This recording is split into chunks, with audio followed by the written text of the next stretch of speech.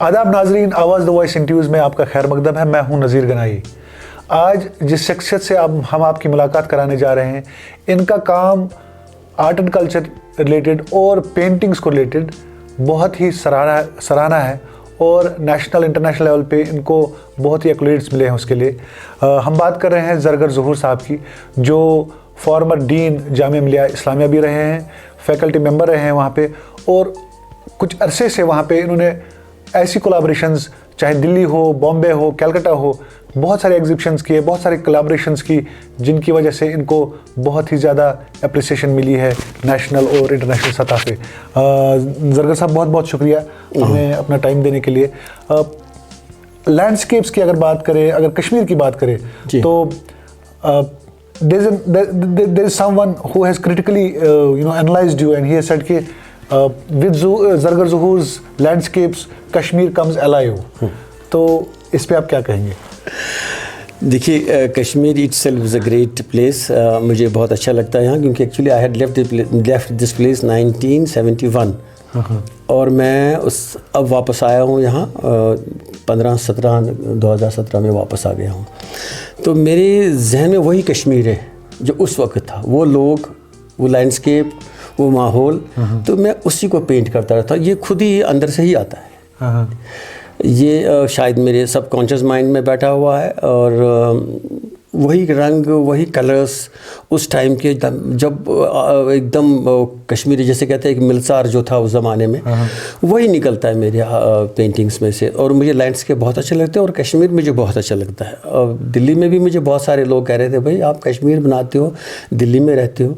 मैंने कहा और पता नहीं, ये तो यही चीज़ निकलती है। मैं कश्मीरी हूँ बेसिकली, मेरा बचपन वहाँ गुजरा है और मेरे रग रग में कश्मीर बसा हुआ है। और तो क्या होता है कि मैं जाता हूँ, यहाँ घूमता हूँ चारों साइड यहाँ कश्मीर में, और फिर इमेजिनेशन से बनाता हूँ। जो कुछ भी मैंने देखा है उसको मैं इमेजिनेशन से बनाता हूँ, फील करता हूँ मैं चीज़ों। जैसे अभी ऑटम का सीज़न है, मैं इसको जाके वहाँ देखूँगा और फील करूँगा, यहाँ आके स्टूडियो में बनाऊँगा।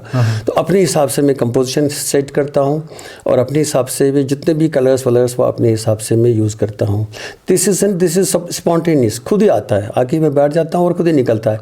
This is like a cooking, जैसे खाना बनाते हैं, मसाले कैसे डालने, क्या करना और टेस्ट कैसे डेवलप करना, जाता है, वो खुद ही आ जाता है। तो किसी भी आर्टिस्ट के लिए कुछ ऐसे मरहले होते हैं जिनसे उनको गुजरना पड़ता है। तो आपके ज़िंदगी में भी कुछ मरहले आए होंगे बहुत सारे। कश्मीर में चूंकि आप कहते हैं कि 70s से आप निकले, तो किन मरहलों को आप याद करेंगे? भाई मेरी एजुकेशन हुई है बड़ौदा MS यूनिवर्सिटी में।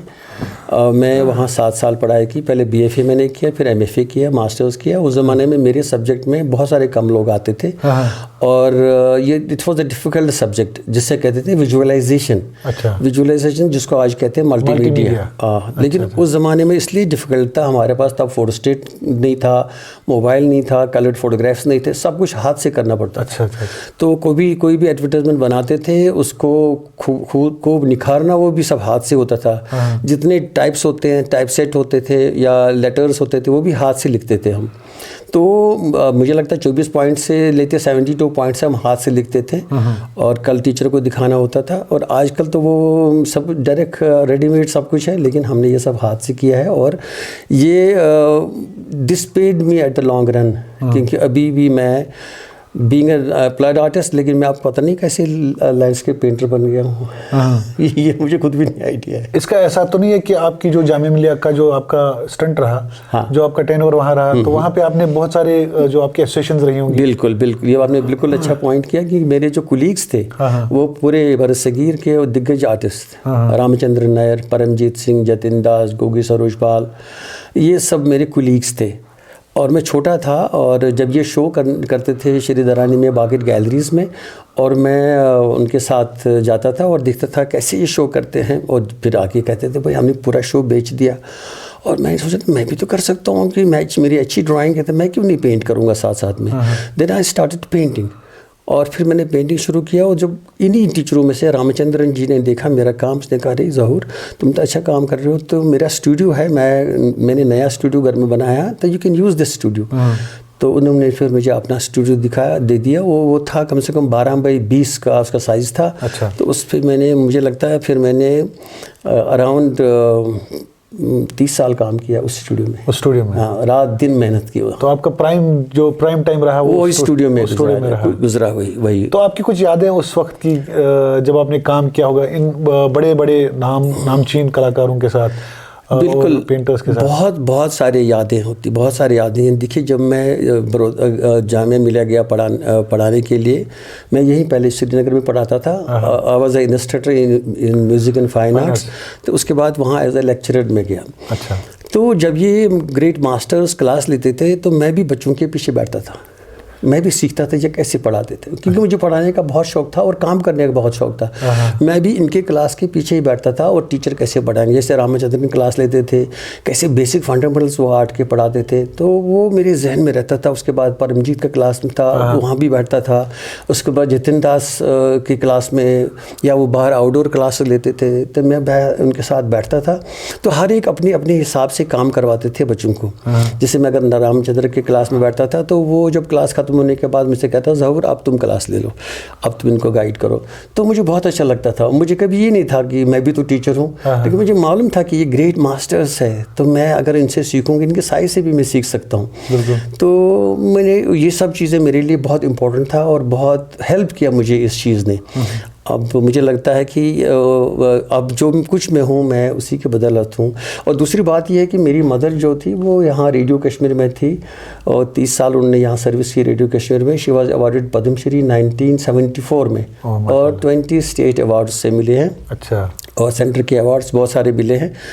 वो मेरी सबसे बड़ी इंस्पिरेशन थी। तो आपकी मदर जो है वो उन्होंने यहाँ का जो बहुत बड़ा रेडियो प्ले था प्रोग्राम, हाँ जी, उसमें उन्होंने काम किया। और यहाँ और एक प्रोग्राम था बहनों के लिए, माजिद मदीन खतर, उसमें काम किया। और अभी ट्यूसडे का प्रोग्राम था।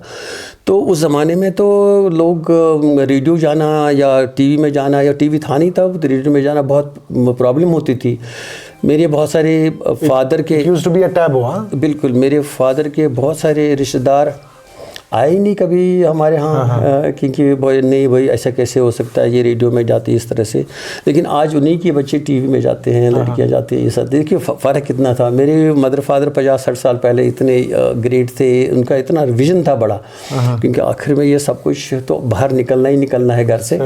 तो मेरी मदर बुर्का पहन के जाती थी और बुर्का पहन के वापस आती थी। उनको वहाँ से कार ऑर्डर होता था, सुबह शाम तक वो उनके वहीं से गाड़ी आती थी।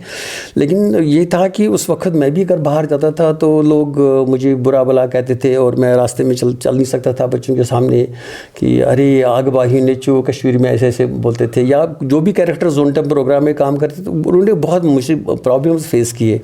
लेकिन अब जो है जनरेशन जो आई, अब ये सीख रहे हैं।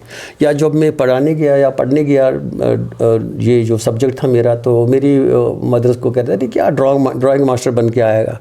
लेकिन उनको ये आइडिया नहीं था, ये आर्ट करना सिर्फ ड्राइंग मास्टर बनना नहीं है। We have everything in art here. अब देखिए आपके ड्रेसेस, आपके डिज़ाइंस, आपकी कार, आपकी गाड़ियाँ, आपके मोबाइल, आपकी एवरीथिंग, जो कुछ भी है आजकल आर्ट ही आर्ट है। बिल्कुल। तो ये तो आर्टिस्ट ही तो करता है। तो ये था मेरा कि वहाँ के जो दिग्गज आर्टिस्ट थे उन्होंने भी बहुत अच्छा, खासकर मेरी माँ का इस पर बहुत असर था। मतलब माँ ने आपको प्रोत्साहन दी, मुझे आगे बढ़ाया, मुझे बोला तुम जाओ, वरना कौन माँ बाप कहेंगे उस ज़माने में 70s में तुम पढ़ने के लिए, आर्ट पढ़ने के लिए जाओ। मुझे नहीं लगता आज भी कोई बोलेगा, कोई माँ बाप जाके आर्ट पढ़ेंगे, बहुत कम लोग ऐसे जो कहेंगे। लेकिन वो उस वक्त इतने एडवांस थे। लेकिन उनकी एसोसिएशन के अच्छे लोगों थे, जैसे उमेश कोल था जो वादी की आवाज़ उस ज़माने में लिखते थे। उसने कहा ज़हूर तुम जाओ बाहर बड़ौदा, मेरा भाई भी वहाँ पढ़ता है फाइन आर्ट्स में, आप जाओ उसी के पास रहो, ज़्यादा अच्छा रहेगा और तुम अच्छा काम करते हो। मैंने कहा मैं तो अभी एसपी कॉलेज में पढ़ रहा हूँ। उसने बोला फाइनल ईयर पास करके जाओ, फटाफट जाओ बड़ौदा। और फिर मैं बड़ौदा गया और 7 साल वहाँ रहा। अच्छा, तो एट दिस एज ज़रगर ज़हूर के लिए क्या ऐसे अनफिनिश्ड टास्क्स है? अगर कोई स्केच है या कोई ऐसा काम करना है कि ये मेरे को करना है, ये प्रोजेक्ट मेरे को करना है। मैं अभी इनसे बात कर रहा था मेरे अपने साथियों से यहाँ कि मेरा हमेशा रहता है प्लान, मुझे कल क्या करना है, मुझे कल क्या करना है। मैं बैठता नहीं हूँ, मैं कम से कम 16 घंटे दिन में काम करता हूँ, कम से कम 24 घंटे में से 16 घंटे काम करता हूँ। और मैं यहाँ जाके भी यहाँ निफ्ट में पढ़ाता हूँ। जो यहाँ NIFT national school of fashion technology है जो है उसमें पढ़ाता हूँ मैं, वहाँ मैं एज अ गेस्ट टीचर हूँ।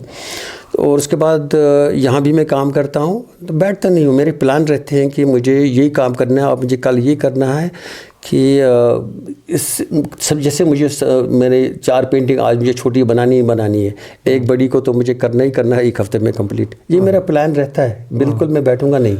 तो आप मुख्तलिफ आर्ट कैंप्स में भी आप हिस्सा लेते हैं, आप वहाँ पे एज एन इंस्ट्रक्टर भी जाते हैं, पढ़ाते भी हैं, सिखाते भी हैं। बिल्कुल। तो आपको क्या लगता है कि आर्ट कितना ज़रूरी है कश्मीर जैसी जगह के लिए? बहुत ज़रूरी, खासकर आजकल के ज़माने में आर्ट इतना ज़रूरी है हमारे लिए कि स्ट्रेस बहुत है बच्चों में। ये जो आर्ट है ये आदमी को स्ट्रेस दूर करता है। अब देखिए, अगर आप छोटे बच्चे को ले लेंगे, उसके हाथ में आप एक पेपर दे दीजिए या उसके हाथ में कोई भी नोटबुक दे दीजिए, वो फाड़ देता है उसको, छोटा बच्चा एकदम फाड़ देता है। He wants to feel things, या आपको पेपर दे दीजिए, कलर दे दीजिए, देखो दीवारों पे लिखने रहते हैं, तो बच्चे एक्सप्रेस करना चाहते हैं खुद को। लेकिन हम तो बचपन में बच्चों को बहुत डांटते थे। यहाँ मुझे लगता है मेरे एरिया में जितने मेरे दोस्त भी थे, उनको घर में बहुत पिटाई होती थी, तुमने दीवार ख़राब कर दी। लेकिन जब मेरी बिटिया पैदा हुई तो मैंने 3 फीट दीवार के ऊपर पहले पेपर लगाया, प्लेन पेपर, और कलर दिया। मैंने कहा जाओ जितना बनाना बनाओ। अच्छा। और दैट पेड हर, क्योंकि उसने वो फिर अच्छी डॉक्टर बनी, क्योंकि उसका वो जो गुस्से, जब भी इसमें क्या होता है, गुस्से वाला बच्चा जो होता है, अगर उसको बोले पेंट करो, वो उसका गुस्सा उतर जाता है। This is fact. क्योंकि आप खुद भी देखिए, अगर आप फ़ोन पे किसी से बात कर रहे हैं, अगर आप गुस्से में बात कर रहे हैं, तो आप नोटबुक साथ में रखिए और पेन से देखिए, आप स्क्रैच करते रहेंगे, आप वैसी लाइन खींचेंगे जैसे आपकी लहजा होगा, जो आपका थॉट प्रोसेस होगा।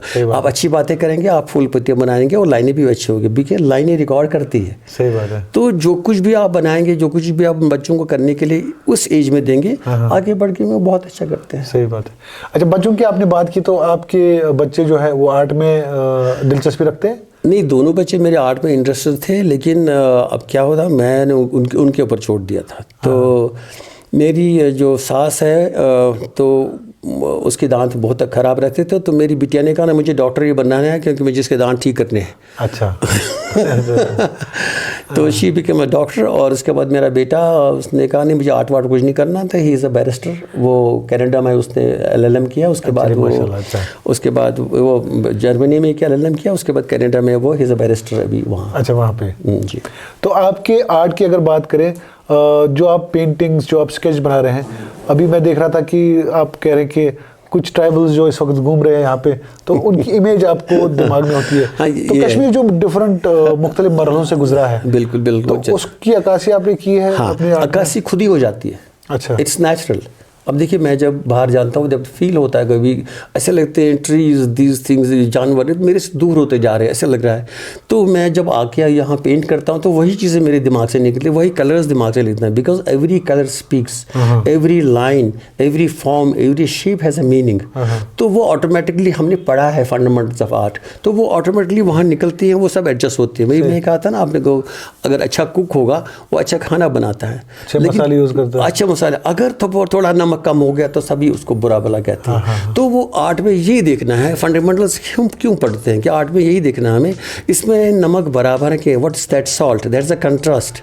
पेंटिंग में ठीक है, कैसे लगेगी, देखने वाले को कैसे लगेगा, वो बहुत इंपॉर्टेंट होता है। अच्छा, आखिर पे जो हमारे जो उभरते या अपकमिंग आर्टिस्ट होंगे, या जो आर्ट कॉलेज में पढ़ भी रहे होंगे, उनके लिए क्या मैसेज है आपके?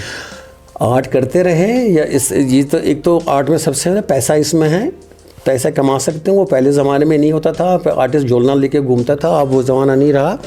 इसमें पैसा है, आप जितनी सलाहियत है उसको आगे बढ़ाइए, और you will get the money as well as आपको सुकून मिलेगा। सबसे इम्पॉर्टेंट है, आर्ट करने के बाद एक अच्छे इंसान और अच्छे आदमी बन सकते हैं, वो बहुत ज़रूरी है। और एक अच्छे इंसान का होना भी ज़रूरी है, अगर वो आर्ट करे वो ऑटोमेटिकली बन जाता है। देखिए, जब अच्छे स्ट्रोक्स, अच्छे कलर्स निकलते हैं, जब आप मन से अच्छे होंगे तो ऐसी खूबसूरत कलर्स निकलते हैं। जब मन से ठीक नहीं हो तो कलर्स वैसे आपको सामने आएंगे, because you speak your mind, आपको बाहर जो अंदर है वही बाहर आएगा। तो उसी चीज़ से हम आगे बढ़ते हैं। चलिए जनाब, आपने बहुत ही उम्दा बातें कही कि one has to speak his और her mind, may be whenever he gets the chance of putting it on the canvas. बिल्कुल, बच्चे कॉपी करें, लेकिन कोशिश करें कि अपने मन से करें, अपना ड्रा करें।